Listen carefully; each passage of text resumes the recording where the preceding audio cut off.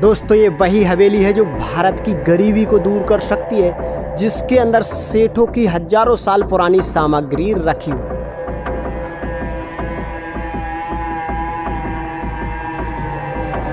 इस सुरंग के बारे में बताया जाता है कि ये खांडेराव की जो हवेली है 7 मंजिल नीचे तक बनी हुई है।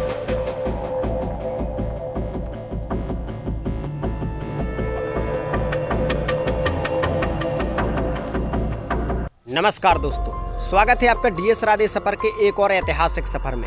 आज के सफ़र में हम आपको मध्य प्रदेश जिले के अंतर्गत आने वाले शिवपुरी में और शिवपुरी के अंतर्गत नरवर शहर के एक ऐसी प्राचीन हवेली को दिखाने के लिए आए हैं जिसे खांडेराव की हवेली बोला जाता है, जो बरसों पुरानी है, जिसकी बनावट देखकर आप लोग एकदम से चौंक जाओगे कि हजारों साल पहले कितनी आलीशान बनावट हुई होगी। क्या कारीगरों ने क्या कारीगरी की है, उसे देखकर आप लोगों का भी दिमाग घूम जाएगा। तो चलिए आज इस प्राचीन रहस्यमय हवेली को पूरा बारीकी से देखते हैं। सबसे पहले ये जो आपको दिखाई दे रहा है, ये है हवेली का एंट्री गेट। ऊपर रानियां खड़ी होती थी, नीचे राजकुमारियां दासियां, और यहाँ से होता था जो इस हवेली के मालिक थे उनका आगमन। तो फूलों की बारिश हुई करती थी जब भी वो कहीं भी यहाँ पर आया करते थे। लेकिन आज फिलहाल में ये दरवाज़ा बंद है। दूसरे दरवाजे से हम आपको इस हवेली के अंदर ले चल रहे हैं और दिखाएंगे हवेली की वो बनावट, वो रहस्य जिन्हें देखकर सुनकर कहीं ना कहीं आपका दिमाग घूम जाएगा कि वास्तव में इनके जो मालिक थे वो इस हवेली को छोड़कर क्यों चले गए, क्यों इतनी आलीशान हवेली आज वीरान हो गई, क्या कुछ इसका रहस्य है। एक छोटा सा रास्ता है जिसके अंदर अभी हम आपको ले चल रहे हैं। यहाँ से देखोगे आप तो एक छोटा सा दरवाजा, और इसी दरवाजे से हमारी एंट्री होगी। तो ये सैनिकों के बैठने के लिए एक छोटा सा पहरा घर था। लाल बलुआ पत्थर से इसकी जो बनावट है उसे देख लीजिए आप। और यहाँ से हवेली का एक अलग ही रूप आपको दिखेगा, जो रूप आपको विचलित कर देगा। लेकिन इसके अंदर भी हवेली अभी बहुत ज़्यादा है। हम इसके अंदर आपको सीधे ले चल रहे हैं क्योंकि हवेली के कई हिस्से टूट चुके हैं। अगर इस तरफ आप देखोगे तो जो ऊपर जाने के लिए इन कक्षों में सीढ़ियाँ वगैरह थीं वो सारी नष्ट हो चुकी हैं। यहाँ पर आप देखोगे तो जो पत्थर पर कारीगरी उस समय के कारीगरों ने की है, देखिए किस तरीके से हाथी बनाया, हाथी के ऊपर डोली रखी और उस तरफ भी हाथी। यानी ये स्वागत के रूप में ये मेहराव दिए दरवाजों पर। हर एक दरवाजे पर ऐसी ही मेहराव आपको देखने को मिलेगी। यहाँ पर संगीत के स्वर उकेरे गए हैं इस पिलर पर।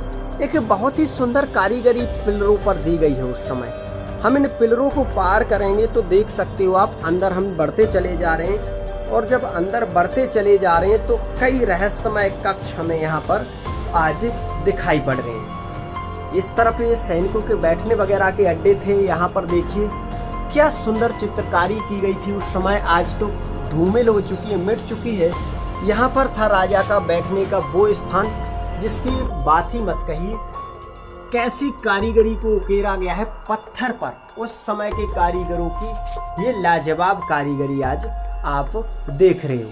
अब हम सीधे यहाँ से अंदर की तरफ आपका रुख करते हैं। अंदर जब हम जा रहे हैं तो अंदर कई सारी सुरंगें आपको देखने को मिलेंगी। फर्स्ट में ही एक सुरंग हमें यहाँ पर दिखी। इस सुरंग के बारे में बताया जाता है कि ये खांडेराव की जो हवेली है 7 मंजिल नीचे तक बनी हुई है, और ऐसे ही कक्ष बने हुए जिनमें बेशुमार ऐसा सामान हजारों साल पुराना पड़ा हुआ है जो भारत को एक नई दिशा दे सकता है।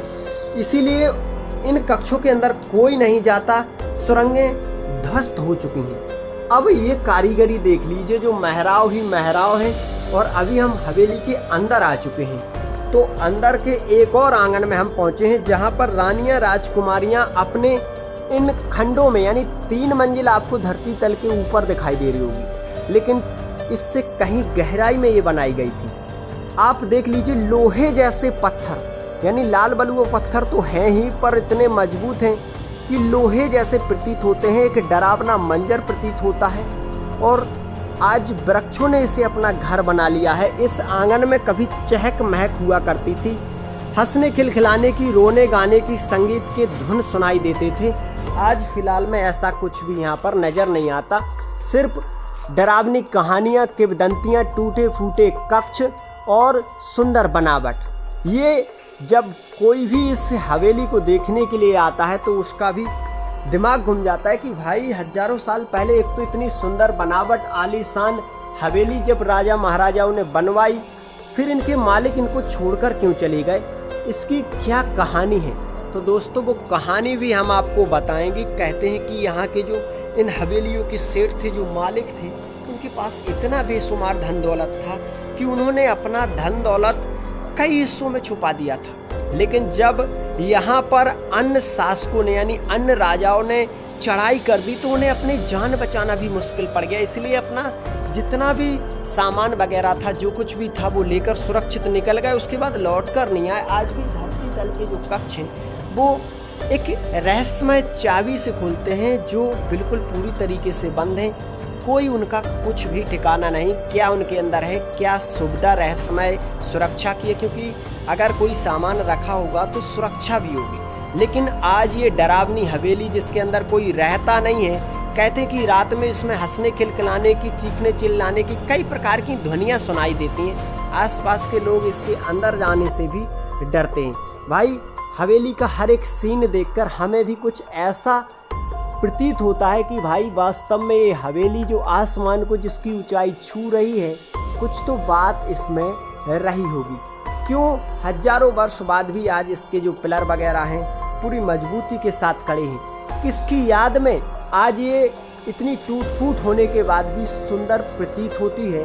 क्या कुछ बात है इसके अंदर जो इस हवेली को एक अलग ही रुख प्रदान करती है। हम इसके दूसरे मंजिल पर जाने की कोशिश करेंगे, लेकिन दूसरे मंजिल की जो सीढ़ियां हैं वो हमें कहीं भी नज़र नहीं आ रही हैं। सिर्फ नज़र आ रहा है तो एक डरावना इसका रूप। चलिए इस तरफ के लिए चलते हैं। अगर इस तरफ कोई सीढ़ियां हमें मिली तो हम और ऊपर जाने के लिए कोशिश करेंगे, लेकिन हम वहीं जाएंगे जहां पर सुरक्षित महसूस करेंगे। भाई अलग ही प्रकार की आवाज़ें आ रही हैं और रास्ते चमगादड़ों के मल से भरे पड़े हैं। भाई यहाँ से हमें लगता है कि अब हमें दूसरी तरफ जाना चाहिए, क्योंकि रास्ते ही कुछ अलग दिशा बना रहे हैं। रास्तों का पता नहीं कैसा माहौल प्रतीत हो रहा है यहाँ पर। भाई हजारों साल पहले जो पेंट वगैरह यहाँ पर हुआ था वो आज भी दिखाई पड़ रहा है। कैसा क्या रुख, कैसा माहौल उस समय होता होगा। मेरे हिसाब से यहाँ से जो सीढ़ियाँ गई हुई हैं इस तरफ से, आप थोड़ा नज़दीक चलकर देख लीजिए, तो सीढ़ियों के ऊपर ठंडक की वजह से चमगादड़ों का ऐसा घर बन चुका है कि मल ही मल दिखाई पड़ रहा है। ये देखिए, चमगादड़ों का सिर्फ मल दिखाई पड़ रहा है। ये दरवाजे और यहाँ पर रखी जाती थी उस समय दीपक वगैरह। ये दीपक वगैरह रखने की व्यवस्था थी। यहाँ से सीढ़ियों पर रोशनी जाने की व्यवस्था थी। ये उस समय की खिड़कियाँ वगैरह हैं, छोटी छोटी अलमीरा वगैरह हैं। उस समय जो बनावट हुई थी आज जंगल में प्रतीत हो रही है। इसके अंदर भी एक खंड है जो पूरा जंगल में धंस चुका है। भाई ऐसी हवेलियां हमें बहुत कम देखने को मिलती हैं जिनके अंदर एक साथ सैकड़ों नहीं बल्कि हजारों रहस्य छुपे हुए हैं। हम ये धरती तल का जो हिस्सा है उसे थोड़ा बारीक तरीके से आपको दिखाना चाहते हैं, तो देख लीजिए इस तरीके से सुरंग उसमें गई हुई है और सुरंग की वजह से, उसके डर की वजह से किसी भी कमरे में जाना आज मुश्किल ही नहीं, नामुमकिन है। 4 मंजिल बनी ये हवेली जो ऊपर आपको दिखाई दे रही है, कह दीजिए कि हजारों साल पहले ऐसी ही थी, क्योंकि अगर आज ऐसी है तो कुछ तो बदलाव उस समय रहा होगा। भाई अब इसके बाहर चलते हैं सीधे, क्योंकि कुछ अजीबोगरीब आवाज़ें यहाँ पर आने लगी हैं। इनके अंदर की अगर बात करें तो अंदर ऐसा मटेरियल भरा गया है। और भाई थोड़ा और हम इसके बाहर जा कर के आपको इसका कुछ व्यू दिखाने की कोशिश करते हैं। आज जानवरों का ये घर भी बन चुके हैं हवेली।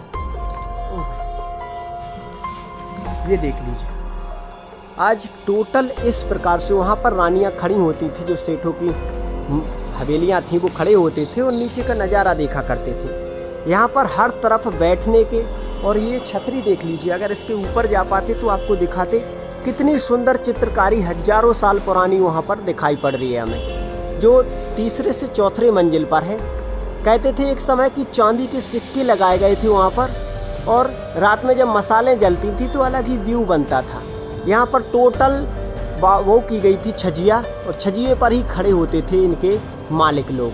लेकिन आज वक्त की मार जब पड़ी तो ये आलीशान हवेली पूरी तरीके से खंडर में तब्दील हो गई। इसका जो मुख्य एंट्री गेट है वो कितनी दूरी पर है आप देख लीजिए, वो रहा इसका एंट्री गेट वहाँ पर। तो वहीं से ये पूरी ऐसे ही बनी थी, लेकिन वक्त के साथ टूटते टूटते आज सिर्फ ये कुछ ही हिस्सों में रह गई है।